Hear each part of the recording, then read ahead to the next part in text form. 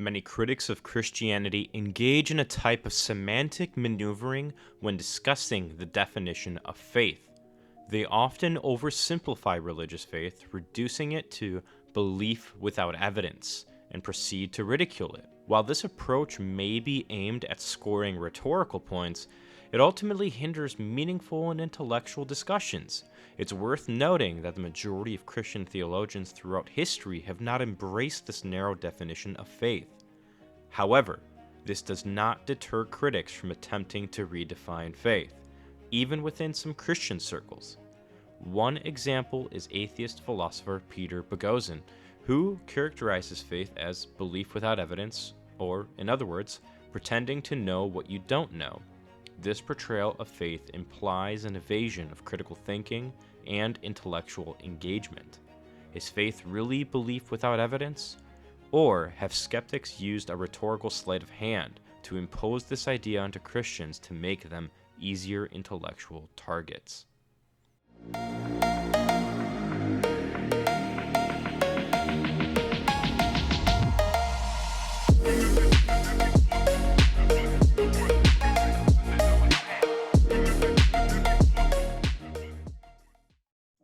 There are two main proof texts skeptics will use when doing this: John 20:29 and Hebrews 11:1. In John 20:29, the passage states, "Blessed are those who have not seen and yet have believed."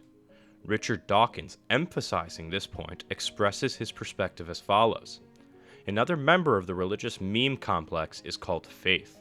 It means blind trust in the absence of evidence, even in the teeth of evidence. The story of doubting Thomas is told not so that we shall admire Thomas, but so that we can admire the other apostles in comparison. Thomas demanded evidence. The other apostles, whose faith was so strong that they did not need evidence, are held to us as worthy of imitation. Now, it may appear from these statements that Jesus required belief without proper evidence. However, a closer examination of the context and alternative interpretations challenges this conclusion. Let's take a moment to reflect on this. It seems like a stretch to claim that Jesus demanded blind faith from Thomas, considering the substantial amount of evidence Thomas had already encountered. To avoid cherry-picking verses to support a particular agenda, we must carefully consider the text. What did Thomas witness firsthand? Here are some notable miracles recorded in John's Gospel: turning water into wine, healing an official's son in Capernaum, healing an invalid at the pool of Bethsaida, feeding the 5,000 near the Sea of Galilee, walking on water of the Sea of Galilee, healing a blind man in Jerusalem, and raising Lazarus from the dead in Bethany. Moreover, John 20:30-31 indicates that Jesus performed numerous other miracles beyond what was documented, but the ones included were selected because they held particular significance for fostering belief. In another passage, the Apostle John mentions that these miracles caused concern among the chief priests and Pharisees, who feared the attention they were attracting and the potential consequences with Rome. Therefore, considering the Gospel of John alone, Thomas had already witnessed a substantial number of extraordinary events. Despite this, he still harbored doubts upon hearing reports of Jesus' resurrection. I want to revisit this idea shortly, but before we proceed, let's explore a few more factors to consider. For example, Jesus himself affirmed that the miracles he performed served as evidence of his divine mission. His works were meant to inspire trust in him, and let's examine some relevant passages. But the testimony that I have is greater than that of John, for the works that the Father has given me to accomplish, the very works that I am doing, bear witness about me that the Father has sent me. If I am not doing the works of the Father, then do not believe me. But if I do them, even though you do not believe me, believe the works, that you may know and understand that the Father is in me and I am in the Father. Do you not believe that I am in the Father and the Father is in me? The words that I say to you, I do not speak on my own authority, but the Father who dwells in me does his works. Believe me that I am in the Father and the Father is in me, or else believe on account of the works themselves. From these passages, we can conclude that Thomas was not expected to have blind belief without evidence, as suggested by some skeptics. On the contrary, he was urged to place his trust in Jesus based on the abundance of evidence he had already witnessed through the remarkable works performed by Jesus. Therefore, Thomas was not being asked to disregard evidence, but to rely on the substantial evidence he had already received in the Gospel of John. John also emphasizes the importance of testimonial evidence through his Gospel, both implicitly and explicitly. In John 21:24 and 1 John 1:1-4, he alludes to his role as an eyewitness. Additionally, in Jesus' well-known priestly prayer, he prays for unity among believers, including those who would come to believe in him through the testimony of the disciples. I do not ask on behalf of these, the disciples, alone, but for those also who believe in me through their word, that they may all be one, even as you, Father, are in me and I in you, that they also may be in us, so that the world may believe that you sent me. Jesus is referring to individuals who would place their faith in him not solely based on their direct observations, but on the accounts reported by witnesses. Considering Thomas had spent 3 years with Jesus and his fellow disciples, he had ample reason to trust them when they conveyed to him that the tomb was empty and some of them had seen Jesus. Given their shared experiences, it becomes a valid question whether it was reasonable for Thomas to doubt their testimony. Biblical scholar Marcus Bachmuhl offers an insightful perspective on the passage involving Thomas, often referred to as doubting Thomas. What is doubting apistos about Thomas in the fourth gospel is not his desire for facts, but his emphatic refusal to trust the apostolic testimony. Unless I see and touch him, I will not believe. In essence, Jesus is not promoting blind belief, but rather urging Thomas to let go of stubbornness and irrationality. Upon exploring this topic further, it's not uncommon for skeptics to raise objections regarding the authenticity of Jesus' original words and cast doubt on the reliability of the biblical accounts. While such concerns may arise, it is important to recognize that the heart of the issue lies in how John portrays Jesus, suggesting that he demands blind faith. However, upon closer examination, we discover that this depiction is misguided. To truly understand the essence of this discussion, it is crucial to approach it within a comprehensive understanding of the broader context and resist the temptation to selectively choose verses that support a specific argument while disregarding the profound richness and complexity of the entire narrative.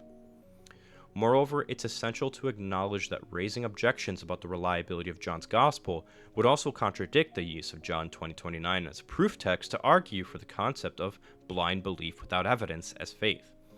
It becomes inconsistent to selectively utilize this verse while denying the authenticity of contextual clues we find in the same gospel. If the skeptic insists on adopting this approach without proper justification, it can be seen as a form of special pleading, selectively applying standards of evidence to suit their argument while disregarding other pertinent considerations. So what exactly is the point of this passage then? Within this context, it's crucial to highlight that there is no substantiated evidence to support the notion that Jesus applauds blind faith. On the contrary, there exists purported eyewitness testimony regarding his resurrection and divine claims, which he openly invites to be subjected to scrutiny and examination. Jesus' stance, however, does not align with stubborn incredulity. It is important for skeptics to refrain from misappropriating this verse in a misguided effort to portray faith as inherently irrational and anti-intellectual. By doing so, they overlook the nuanced perspective that Jesus espouses, emphasizing the significance of evidence and critical thinking, while discouraging a stance of unwavering skepticism. The intent here is not to diminish the importance of intellectual inquiry or critical analysis, but rather to shed light on the mischaracterization of Jesus' teachings, which are rooted in an openness to evidence and a rejection of obstinate doubt.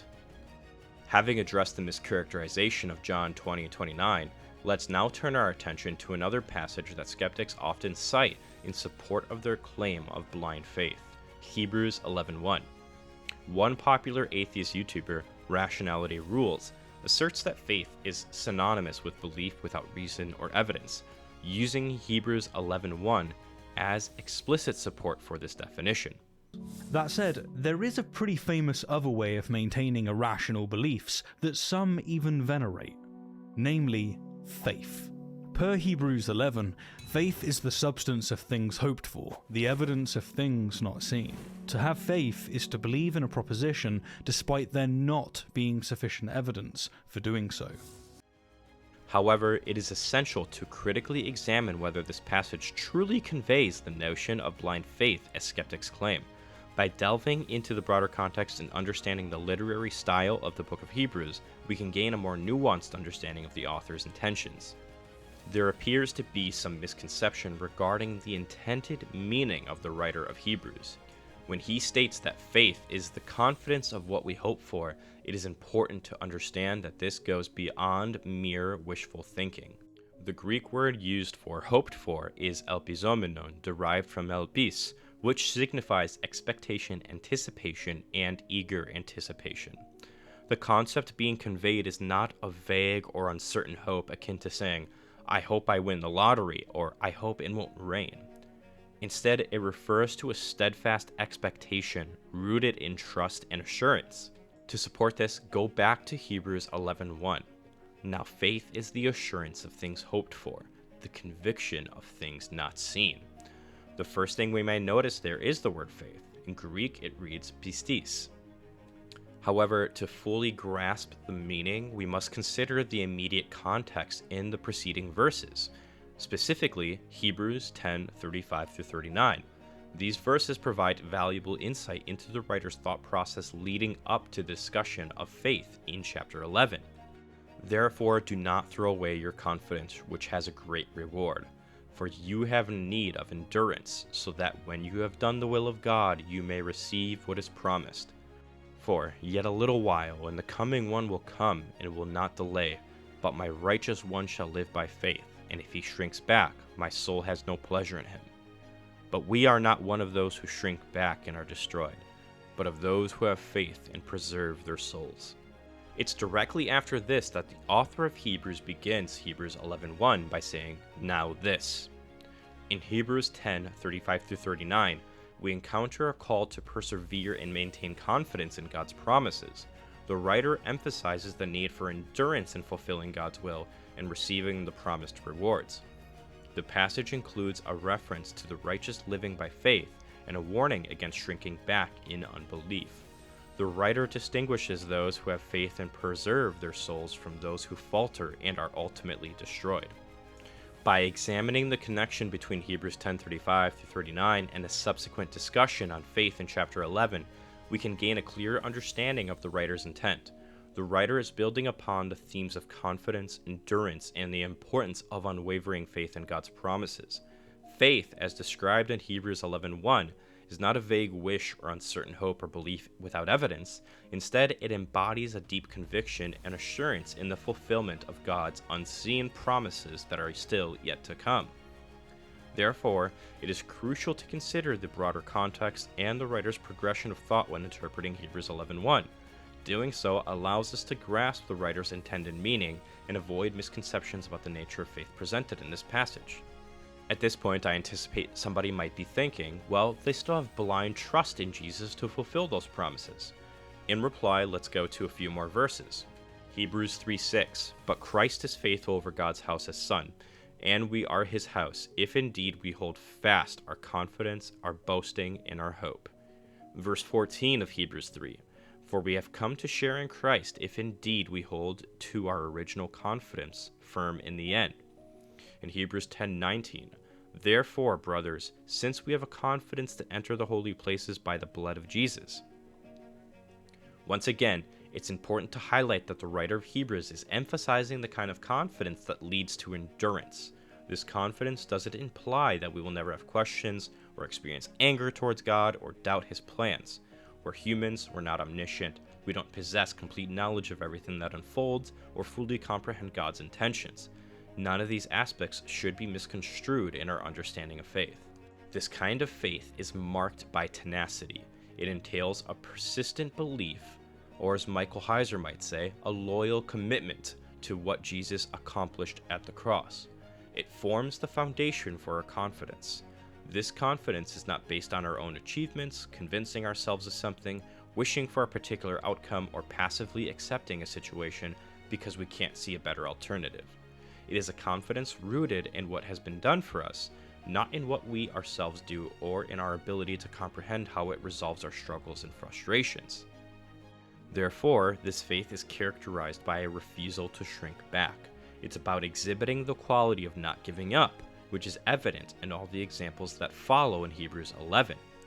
And this is further evidenced by the Hall of Faith in the following verses in Hebrews 11.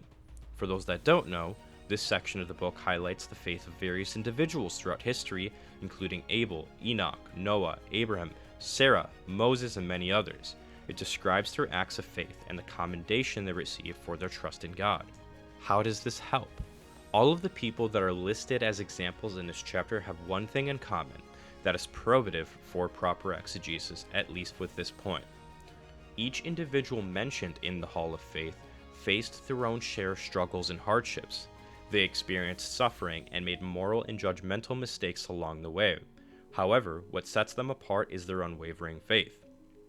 Their inclusion in this list is not based on their perfect performance or having more good than bad in their lives. Instead, it is their enduring faith that distinguishes them. They never wavered or abandoned their belief in the promises of God or His divine work, even when faced with challenges. The individuals in Hebrews 11 are not portrayed as flawless examples. They had their fair share of problems, bad decisions, and sins. However, their true example lies in their resolute commitment to God, their refusal to worship other gods or abandon their belief in the face of adversity. This understanding brings us back to Hebrews 11:1. Now faith is the assurance of things hoped for. And here is where we find an intriguing connection that you won't see unless you look at the Greek. The term used for assurance in this verse, remarkably, is the very same word used as confidence in one of the previous verses we explored in Hebrews 3:14. And again, interestingly enough, it's the same word that occurs in Hebrews 1:3. Speaking of Jesus, it reads, "He is the radiance of the glory of God and the exact imprint of His nature, and He upholds the universe by the word of His power. After making purification for sins, He sat down at the right hand of the Majesty on high." In Hebrews 11:1, the term used for assurance is the Greek word hypostasis, or hypostasis, which, interestingly, is the same word as used in Hebrews 3:14, where it's translated as confidence or assurance. However, in this context, it carries a nuanced meaning related to Jesus in a qualitative sense. Jesus is depicted as the precise representation, the imprint of God's hypostasis, God's nature, God's reality. It's a concept that is challenging to capture accurately in words, as confidence alone falls short in conveying its depth. Rather, it emphasizes the intimate connection between Jesus and the very essence of God's being. Jesus, as portrayed in Hebrews 1, is described as the precise imprint, the exact representation of the reality of God. This term, hypostasis, signifies the objective reality and essence of God, encompassing His glory in nature and character. By employing the same term in Hebrews 11:1 to emphasize faith as the assurance of things hoped for, the writer of Hebrews establishes a connection between the objective reality of Jesus as the embodiment of God and the confident trust that believers have in the promises of God. This linkage highlights the profound relationship between the person of Jesus and the foundation of faith, underscoring the reliability and the steadfastness of the Christian faith. In other words, the author of Hebrews deliberately connects Hebrews 1 and Hebrews 11, linking the portrayal of Jesus in Hebrews 1 as the objective reality of God with the theme of faith and the assurance in Hebrews 11.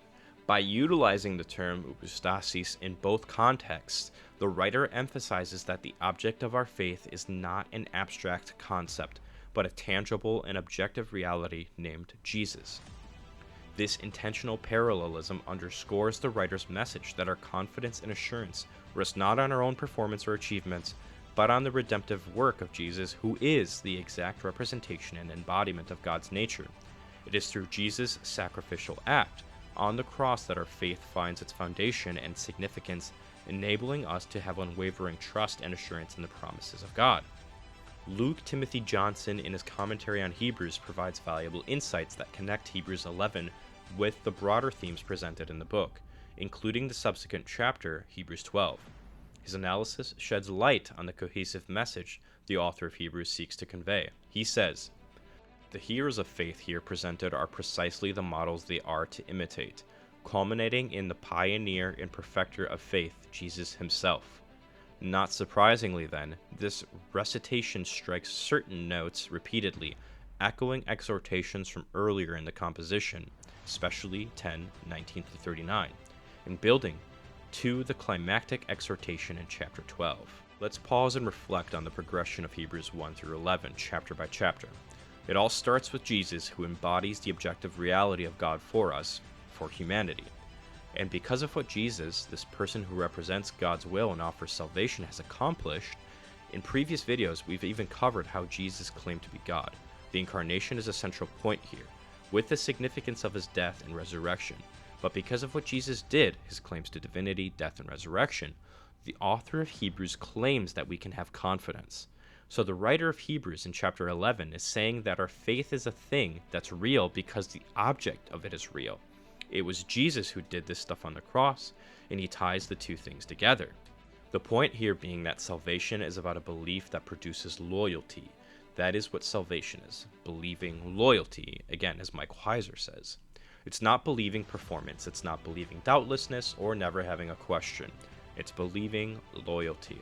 It's saying, this is the means of salvation and there is no other, and this is where I'm at, come what may. You go through all these 11 chapters and you hit chapter 12, and what does the writer write?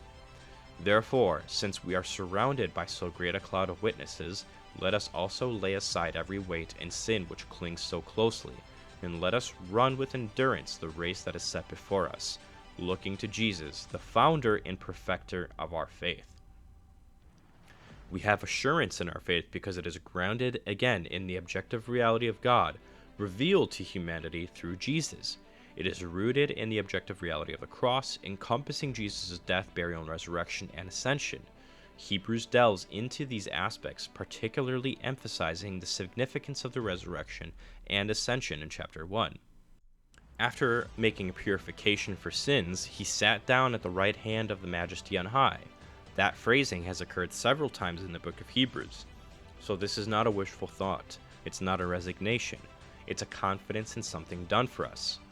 So, when properly exegeted, Hebrews ironically flies in the face of the skeptic's claim that faith is merely belief without evidence. Luke Timothy Johnson provides further commentary on this matter, building on his previous insights. This is the only occurrence of the noun in the New Testament. In the wider Greek world, the noun has two meanings. The first is the same as the verb form that is used in the New Testament, in its sense of reproof or reproach. This clearly cannot be the meaning here. The second meaning of the Greek noun is in an argument of disputation or refutation through cross-examination. But it can also be used in a sense of a proof or demonstration, or even for evidence used in a proof. So the word being used here and the context it is in, given the way we know it was used, is actually implying an evidence-based approach. This would not make sense if the author of Hebrews thought faith was belief without evidence. Jesus is both the object, the basis of the faith, and he's the evidence of the faith. It all goes back to the cross event.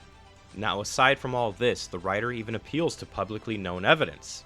Hebrews 2:3-4 reads, "How shall we escape if we neglect such a great salvation? It was declared at first by the Lord, and it was attested to us by those who heard, while God also bore witness by signs and wonders and various miracles and by gifts of the Holy Spirit, distributed according to his will." This doesn't sound like blind belief, but rather an appeal to evidence. Now, at this point, you may be wondering, where did this definition come from and why is it in the dictionary? The definition of faith as religious belief without evidence is not derived from the biblical text itself, but rather from certain philosophical and skeptical perspectives on religious belief. This definition often arises in discussions between proponents of religious faith and skeptics who challenge the rationality or evidential basis of religious belief. The perspective that faith involves belief without evidence can be traced back to influential thinkers such as David Hume or Immanuel Kant. Hume argued that religious beliefs are based on subjective feelings and personal experiences rather than objective evidence. Kant, on the other hand, distinguished between faith and knowledge, asserting that faith involves believing in something that transcends reason and cannot be proven by empirical evidence. Additionally, the rise of scientific inquiry and the Enlightenment era contributed to a division between faith and reason. Science became associated with empirical evidence and reason, while religious faith was seen by some as separate from or even contradictory to evidence-based knowledge. More on this particular topic in a later video. What is important to know here is that the dictionary definition was not the historically held definition within Christianity and is fairly new. So, when did this happen? The specific year in which the definition of faith as religious belief without evidence became part of the dictionary is difficult to pinpoint, as it involved a gradual evolution of language and usage over time. The main point here is this: dictionaries reflect the usage and understanding of words within a given language community, and definitions can change and expand as language evolves. The Oxford English Dictionary, one of the most comprehensive dictionaries of the English language, provides historical definitions and traces the usage of words over centuries. While it doesn't provide an exact year for when the specific definition was included in dictionaries, it is likely that it emerged and gained recognition over the course of the 19th and 20th centuries, influenced by the intellectual and cultural shifts discussed earlier. Perhaps at this point you may think, well, the dictionary still proposes this as a definition, so all you did here is still proven wrong. In response, it's important to remember that dictionaries capture existing language usage rather than prescribing it. Different dictionaries and editions may also vary in their definitions, reflecting the diverse perspectives and interpretations surrounding faith and its meaning. Appealing to the dictionary as a way to prove that the word faith has inherent meaning you want it to is also fallacious because, again, it only provides us with a usage of the term, not a prescription. Especially if you are going to argue that the way the word faith is used in the Bible is belief without evidence. Considering the fact that English dictionaries were not a thing then, we ought to instead consult the context and the cognitive environment that produced the text. In summary, critics of Christianity often oversimplify religious faith as belief without evidence, and use this definition to ridicule believers. However, this narrow understanding of faith is not embraced by the majority of Christian theologians throughout history. Skeptics like atheist philosopher Peter Boghossian redefine faith as pretending to know what you don't know, implying a lack of critical thinking. They use two main proof texts, John 20:29 and Hebrews 11:1, to support their argument. However, a closer examination of these passages reveals a more nuanced perspective. In John 20:29, where Jesus says, "Blessed are those who have not seen, yet have believed," it is important to consider the context. Thomas, who doubted Jesus' resurrection, had already witnessed numerous miracles performed by Jesus. Jesus himself affirmed that his miracles served as evidence of his divine mission. Therefore, Thomas was not expected to have blind belief, but to rely on the substantial evidence he had already received. Likewise, in Hebrews 11:1, skeptics claim that faith is synonymous with belief without reason or evidence. However, the writer of Hebrews emphasizes a point, a confident expectation, and assurance in God's promises. The context of Hebrews 10:35-39 demonstrates the importance of endurance and unwavering faith in fulfilling God's will. This kind of faith is marked by tenacity and refusal to shrink back, as evidenced by the examples in the Hall of Faith in Hebrews 11. In conclusion, the notion that Christianity promoted and promotes blind belief without evidence is a mischaracterization perpetuated by critics. Jesus did not demand blind belief, but provided substantial evidence throughout his miracles. The writer of Hebrews emphasizes a confident expectation and endurance rooted in God's promises. So the word faith in Christianity does not dismiss critical thinking, but invites believers to trust in the evidence and promises presented.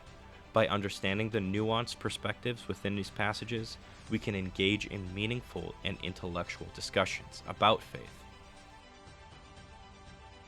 Hey, if you're watching this, that means you watched the video all the way through, and I am tremendously thankful for that. If you find value in the work that I'm doing, please remember to like, subscribe, and hit the bell notification. And if you want to help me continue to make better videos and more videos in the future, please consider becoming a patron and joining me in this ministry mission. Until next time.